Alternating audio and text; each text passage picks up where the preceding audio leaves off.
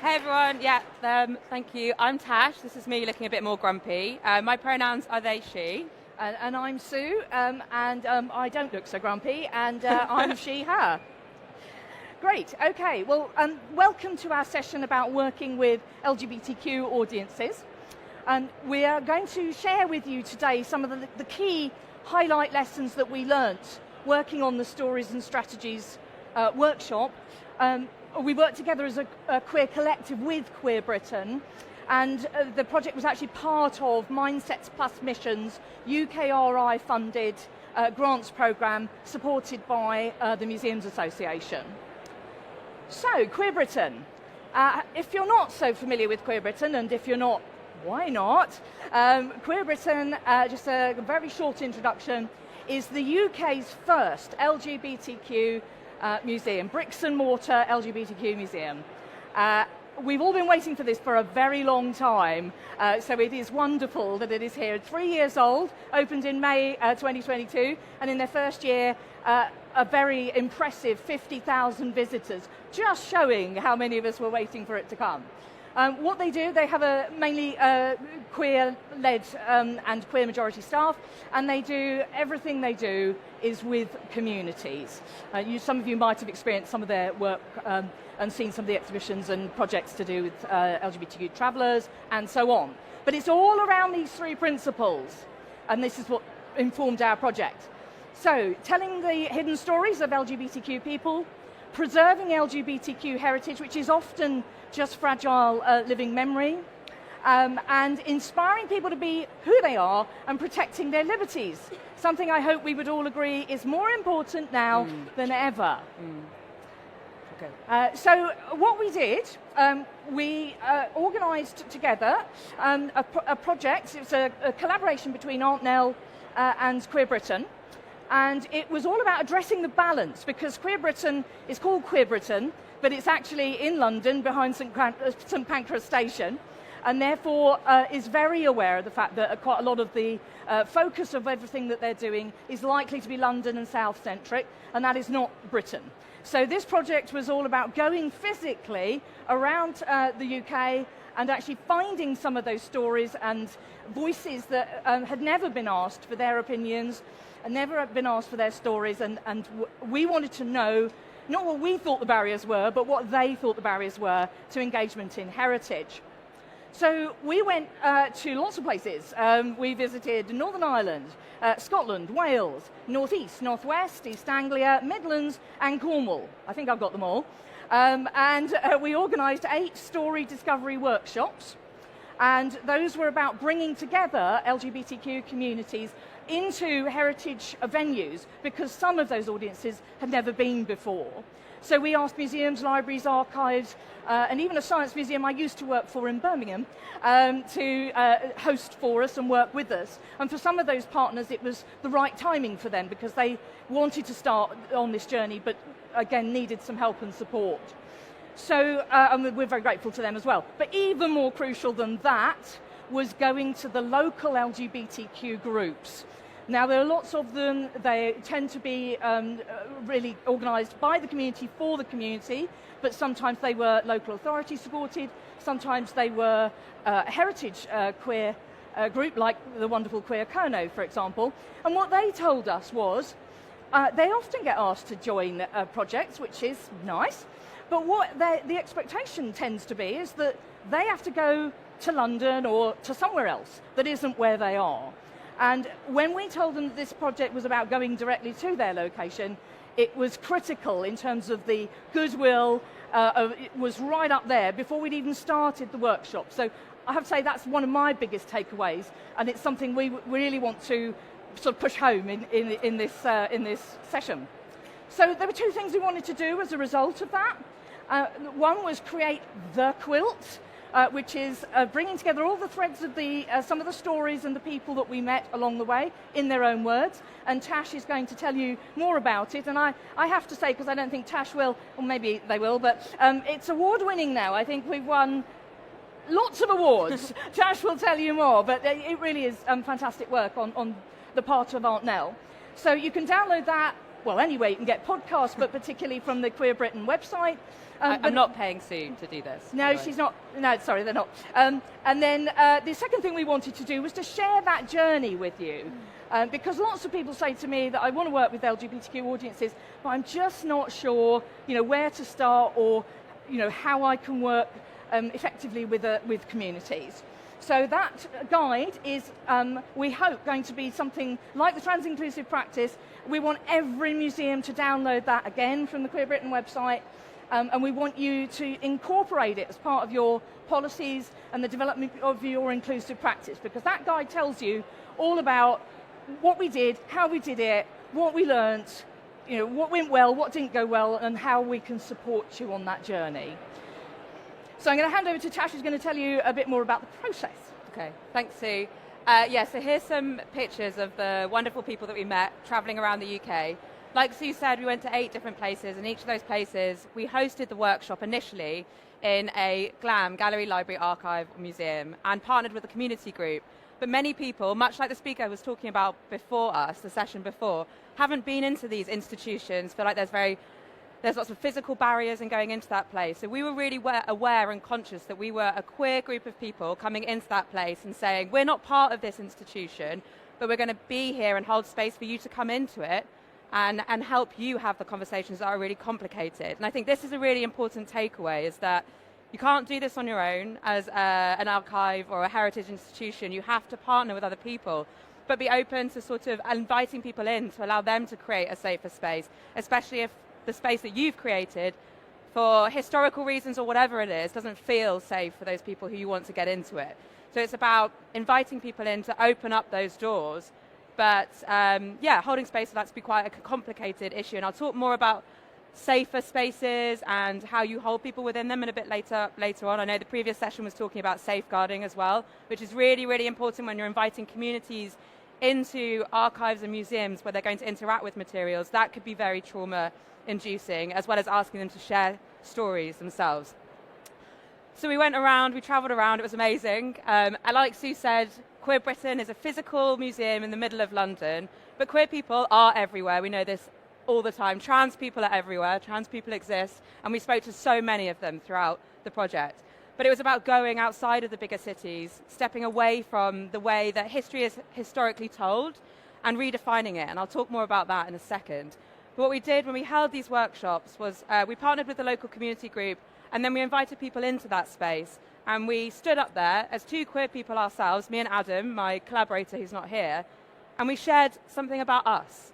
We shared something about our story and allowed them to feel, we hope, that in sharing our story, they could then also walk towards us and share theirs. Because ultimately, what is queer history but gossip? And I think you've got to really, really tap into that. We live in a world and a society that has not written these histories, and many others. They've been censored, they've been written out, they've been excluded, but they've happened and they've survived. And how have they done that? It's been done through the oral ways of speaking, telling stories and passing things down, maybe through folk music and all of those different traditions. But it's by capturing conversations and sharing stories about your existence and your moments. And we wanted to hold this space and say, your story matters, your history matters. Yeah, it's great to hear about people who've chained themselves to railings, because we need that, right? But actually, I'm also really interested in the lesbian who ran the newsagents down the road, got up at 5 a.m. every day and kept herself to herself. What is it that you're doing in your existence? And that is what we were trying to think about and redefine what history means to those people who do not see themselves in it. How do you write them into it? So we held these workshops, and I'll talk more about what we did within those workshops. As part of that process, we were listening to the stories that people were telling us about historical moments that they'd had, maybe what beer they drank in the first gay bar that they went to. And then afterwards, we thought about the stories that we heard, and we went back to those same places, those 8 different places, and interviewed some of the people that we met in a much more, on a one-to-one basis, within somewhere that they felt comfortable. We didn't go back to the GLAMs, to the institutions. We went to their homes, or we went to a park that felt like it was a part of them. And we sat and we listened to them. And we listened to their stories and tried to capture what it was that was coming out of these different regions that we were going to. And each of the episodes of the podcast has a different theme. The second episode is about faith and queerness. That's set in the Northwest. And all of these topics naturally came out of these workshops where we were holding space. And I think that's another thing to talk about.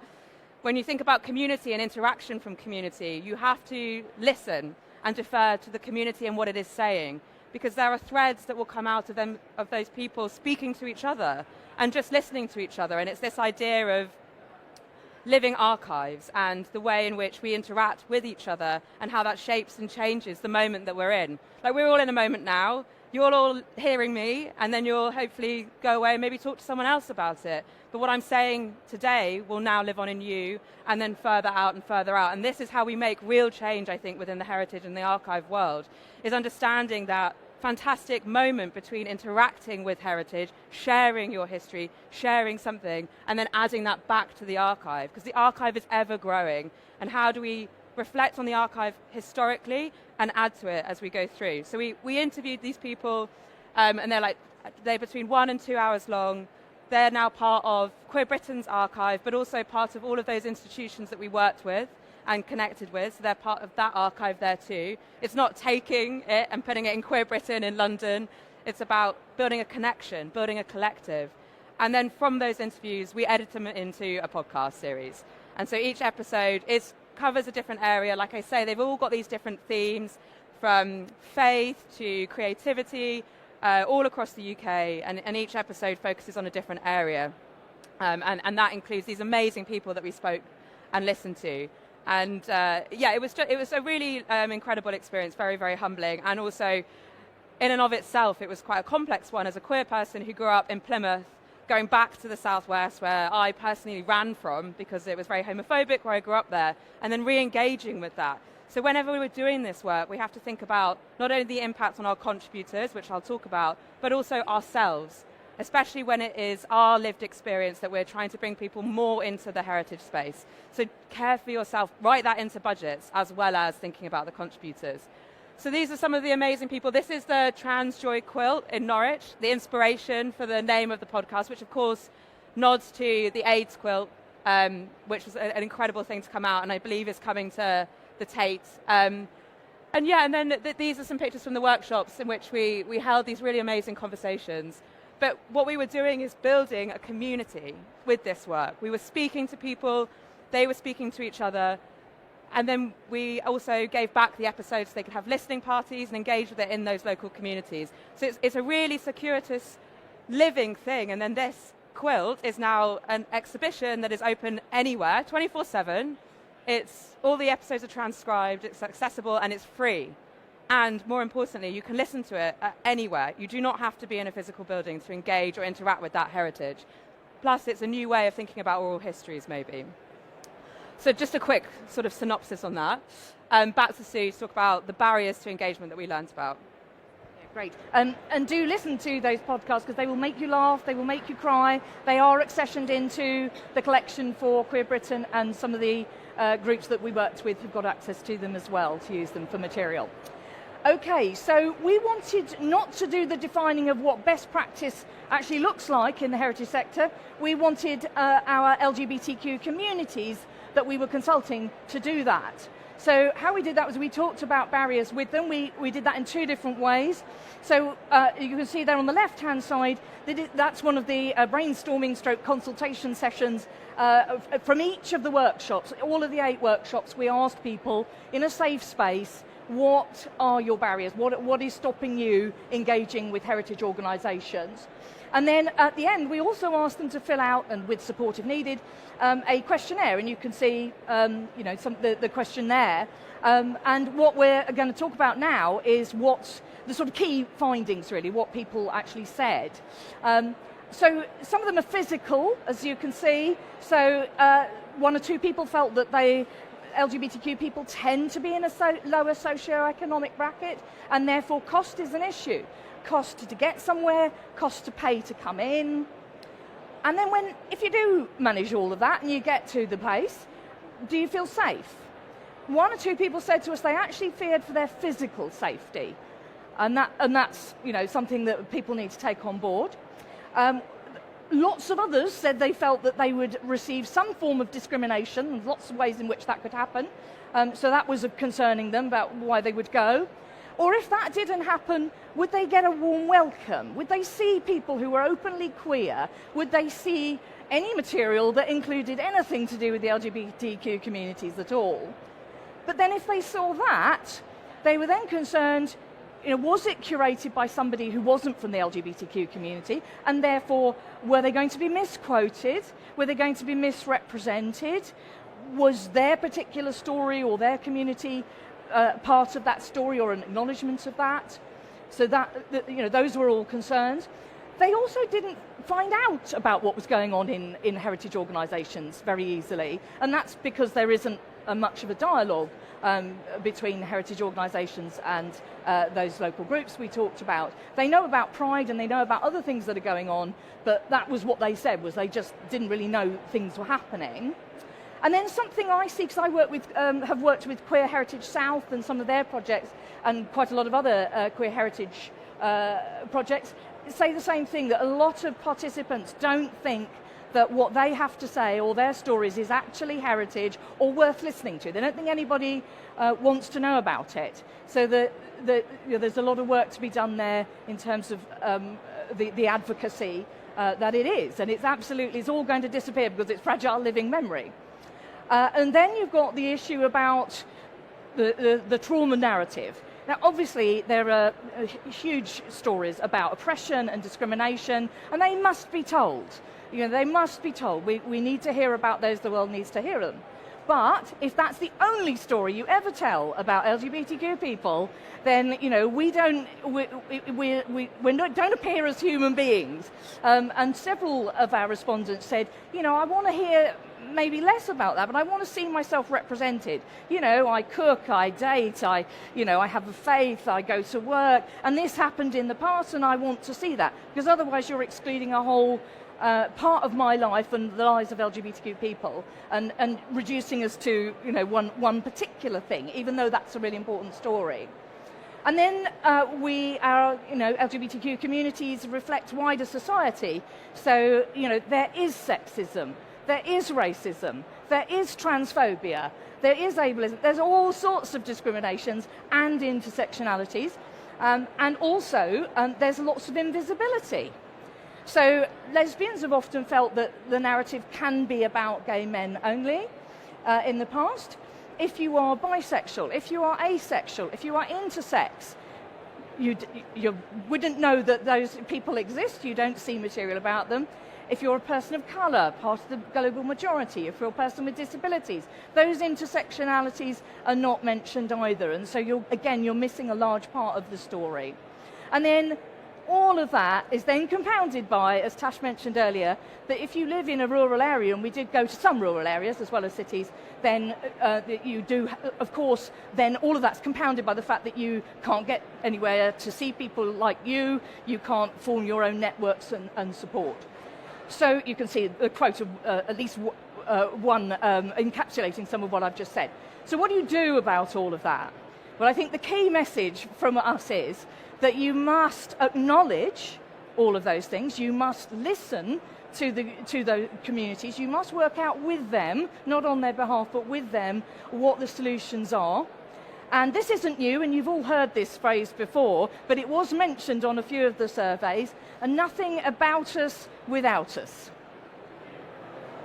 Tash.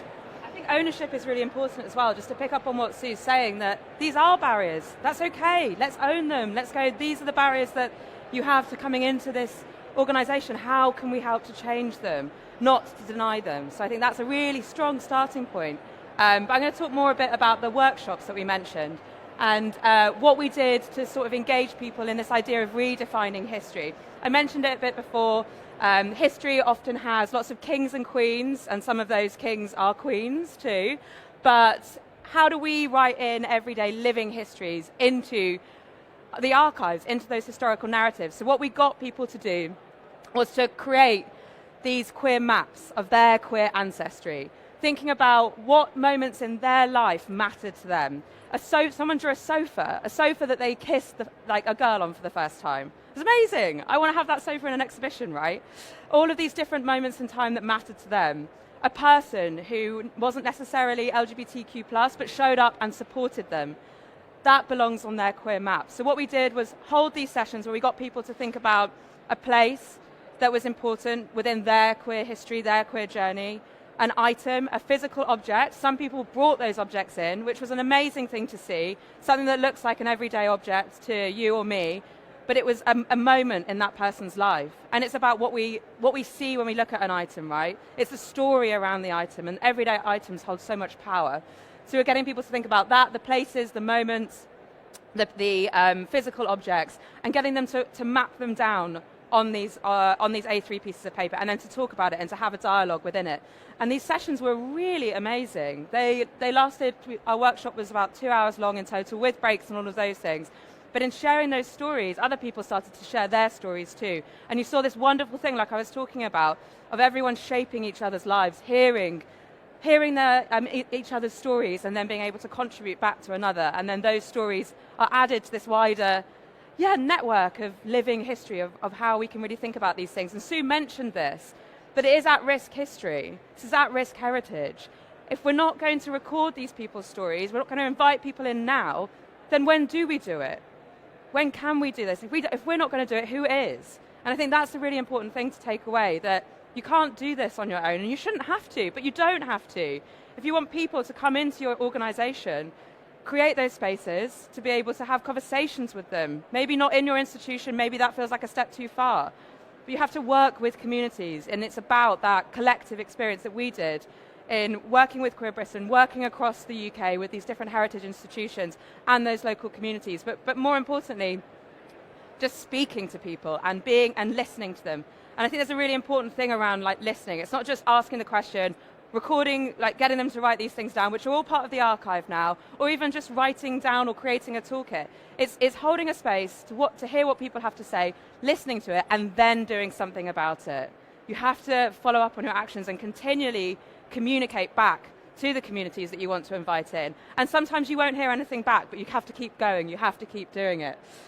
So these were some of the things that we did as part of the workshops that we held, and it was a really, really wonderful and great experience when we did it. But it's also a very complicated one. We're asking people to share moments in their history that are wonderful and amazing, but they're also can be quite traumatic, and they're moments that maybe they haven't thought about before. What Sue said earlier about many people saying, why are you interested in my story? Why are you interested in my history?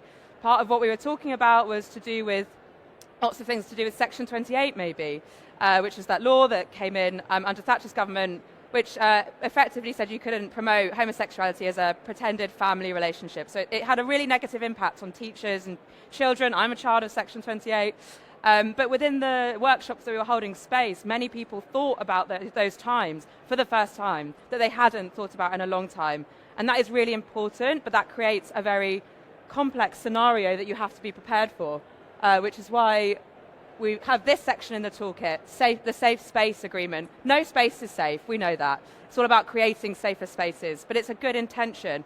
So when we were holding these workshops, there were at least 2 of us on the team, myself included, who were trained to be able to see what's happening with those individuals as they're sharing their stories, which is a very vulnerable thing to do. And then if they weren't able to continue in that session, we took them outside, sat with them, held that space until they were able to return or felt like they couldn't. And that is something that you really, really need to think about across many different community workshops and engagements. It's this idea around safeguarding, but it's about, before you're even doing this, starting the workshop and saying, this is going to be hard, and that's okay, and we're here to help you and support you in this, and this is what that's going to look like. So it's just being prepared, and then afterwards, of course, thinking about the facilitators, so in this example, me, and the impact on me and the rest of the team in hearing these stories. Those stories are incredible, but they're also really difficult to hear, especially if you are part of that community as well. That's going to have a deeper impact on what you're doing in that daily moment. So this is all part of the toolkit. Like Sue said, if you want the toolkit, come and find us at the end. We can send it to you, and we can also send you the slides too if you're interested in those. But this is something that you can sign up to. You can add your name into. and you can display this as part of all workshops. And I would say, whether you use this, do some thinking around it and make sure people feel like they're engaged with it. So just to sort of wrap up on what we've kind of been saying a lot anyway, you can't do this on your own. Don't try. It's about a collective movement of engagement, and we're here to help you, as are many, many other people. But the most important thing, if you want people to come into your organisations, to institutions, to engage in heritage, then you have to engage with those people that you want to come into. It's not going to be easy, and it shouldn't be easy because of the institutional history that we carry, but we've got to break that down and start from scratch. And I think that's a really, really important thing to take away. Yeah, absolutely. I'm a queer heritage consultant. I've been working with Queer Heritage South and some of their projects.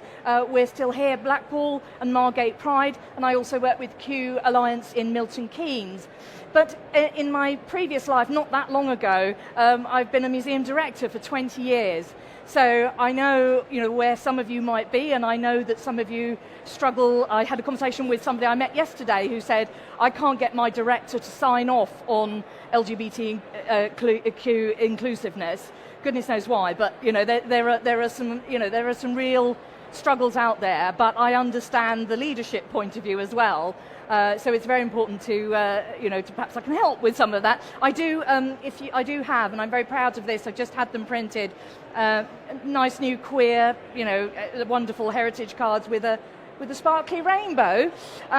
So do come and get one off me if you like our help, and you can see what Tash can do as part of the production company, podcasts and so on. We ought to give a mention to Queer Britain. Tash and I are not Queer Britain staff, so do bear that in mind when we come to questions. But if you do want to know more about Queer Britain or their plans or what's coming up, please do contact Jennifer, who's the curator. She was involved in this project, and I'm sure she'll be delighted to hear from you. We ought to say there's just one more thing. Of course, there is a big anniversary coming up. The 60th anniversary of the partial decriminalisation of male homosexuality. And whilst we are not advocating that you just do projects and nothing else and never look at it again, it might be a good hook if people are starting to think about how they can develop inclusive practice that is always there, and particularly as that's obviously a living memory issue as well. So that's an opportunity. But we thought we'd finish by playing you some of the podcasts, so keep that pushed in maybe a bit, and hopefully you can hear it. So here is a montage of all of the brilliant people that we spoke to. And it's loading. Quilts have this sort of nature of being very soft objects. Quilts are sort of things that, you rest under, you're intimate under. Like, you can feel a lot of emotion, so maybe like you're sad, like in your bed, things like that. But then also, like, the structure of a quilt is very sturdy. If you're a young person, or if you're any person, when there's silence, all you can do is fill in the gap. And that can lead to really dark places. I remember shortly after I came out, my mother, who is a very wonderful, very accepting woman, she said to me that she just didn't understand what is happening now because there were no gay people back when she was my age. Which again, it inspired me to look backwards and to prove her wrong. I always operate based on spite, I suppose. This is Sharon and Freedom Zone, and we are waiting outside Standing Young People's Club for the bus to take us to Durham Pride. How's everyone feeling? Slay. I'm excited and I'm gay. So I sometimes imagine myself maybe as a very, very old lady in some care home somewhere, just doing what I'm able to do, Maybe my 5-inch stilettos will be sort of on the shelf just to look at. But like a trophy? Like a sort of, yes, not a sort of trophy, but always like a sort of a piece of artwork. Oh, sexual thoughts, my goodness. They had a parade of muscle men. And I can remember being fixated on the television pictures, attracted to muscular, fit men. How are you feeling sitting here now looking at all these butterflies? I feel myself like my soul is flying above this like a butterfly, seeing the world from an eagle's eye. But then I also feel like I have a lot of repairs that I've sort of had to do, and that's through like, you know, me working on myself, friends, family, like, you know, that kind of thing. And that's sort of similar to a quilt in that way, like having to like repair things and look after them.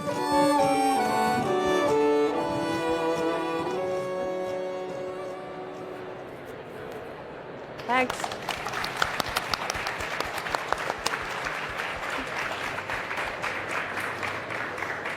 Really inspiring. Thank you very much for going through all of that you've done. There must be questions out there. If you could raise your hand, Elle will just bring you over a microphone.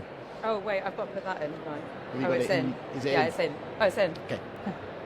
Thank you so much for that. I wanted to ask a question about what's happening with the interviews now that they've been recorded. Are those kind of being accessioned into the Queer Britain catalogue? And if so, are they accessible to the public, or are those sort of closed files? What happens once people have given you this information? Yeah, great question. So at the end of every interview, and then we would follow up a month afterwards. And that's another thing, to always check in with the people and make sure you're continuing that conversation. We don't want to be extractive, but we would ask how they felt about the audio that we recorded, and were they happy for the entire thing to be used. Sometimes there were little excerpts they wanted to take out.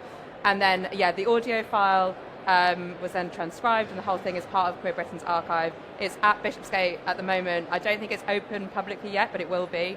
So yeah, it will be ready for everyone to access, because it is, yeah, these snippets are amazing, right? That I want to hear the whole story about Michael, the Northern Irish guy whose mum thought gay people didn't exist when he was younger. He did say Lady Gaga hadn't been invented then, so I guess that was why. But yeah, no, they're all being added to the archive, and we'll definitely shout about it when they're out, ready for people to access. Thank you. Any more? Please raise your hands. Okay. Back just here.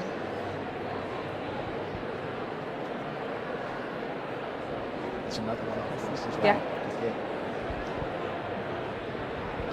Hello. Thank you so much for that. It was brilliant, really inspiring. Trying to think about how to phrase this question, but my programming isn't exactly centered around queer people, like the topics that we touch on. However, it does attract a lot of queer people, which I'm very happy about. How do you suggest we make them feel safe and included without necessarily singling them out? I ask because a lot of the media for trans people currently is horrible, and we've had sessions like after a big news break that's obviously very difficult for people to deal with, but I've never wanted to like single them out, you know? Yeah. Should we just start with that? Yeah, sure. I mean, I would say, yeah, I think there's no harm in being open about what you think and what your opinions are. And I think the trans people need protecting right now from this world, from this country, and we have a responsibility to show up for them. And I think you can do that vocally without singling out individual people, definitely, by making public statements so that those people feel like that they're not only valued, but that we create an environment for them to thrive. And I think that's really, really key. So I suppose it would be about how you put messaging out around it. There was a clip in the podcast that we just listened to around silence, and I think silence is deadly. And that was an example that was talking about the church, Big C Church, and how so often that organisation is silent on queerness or LGBTQI plus issues. And when someone is saying, no, you don't belong here, that you know that you don't belong, well, that they think that you don't belong here, because we do. If they are saying, here you are, you're welcome, come in, then we know that we're welcome. But actually the majority of places, whether it's the church or other institutional bodies or many other corporate entities, are silent and they don't say anything. So what can you do with that silence? Well, you just fill in the gaps. And as part of filling in that gaps is a lot of harm. So break the silence in whatever way you can within the framework that you're working in. No doubt that's complicated in and of itself. But I think even if you're putting on an exhibition, and maybe it's not related to queerness in any way, but having a trans flag or a flag of some sort in the window, or some kind of leaflets around support organisations that you could just leave out that indicates and shows that this is a place that you're thinking about those people. And it doesn't have to be necessarily linked to the exhibition that you've got, right? Everywhere that people walk into is an opportunity to create support networks for them. So maybe, I don't know. Yeah, I mean, I echo that. I think you might have seen People's History Museum and Vagina Museum, and I'm sure lots of others have put out active statements. We actually had a transphobic incident at one of our workshops in one venue, and you know, one of the ways to address that would be that you don't accept any kind of discrimination, but you specify because of the issues that we've just been talking about, so that when it happens, you've got a rationale to be saying, look, you know, it's been perfectly clear, we don't accept this, this is the action we're going to take. And actually we put together a statement in advance of all of the workshops to give to the organisations to use, so if anyone's interested in looking at that, then let me know. Great idea. Hi. Hi. My name's Jill. I'm from Showtown in Blackpool. You did mention the We're Still Here project that obviously took place in Blackpool. So we're hoping to carry that project on with Abingdon in time for Fantastic. the 2027 Thank you. anniversary. I was about because we're hoping to collect more Blackpool queer heritage along the way. Is the Queer Britain archive available to add to and enhance? And you know, do you collect stories going? Would they be open to accessioning more?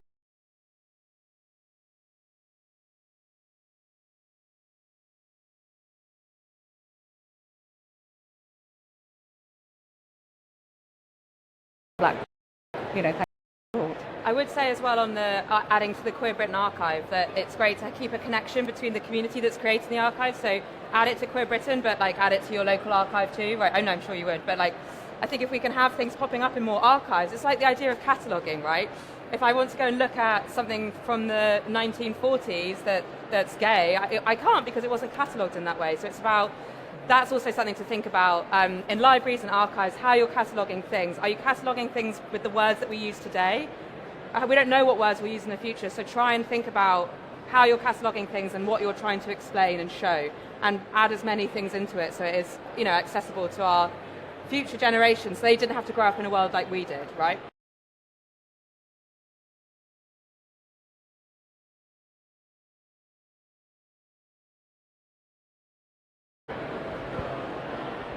Okay, is there anybody else? I think that draws this session. So, as Sue said, she's got cards up the front here if you want to pick them up. Tash, and is a podcast available, the Quilt, on platforms? Yeah, wherever you get your podcasts. Spotify, Apple,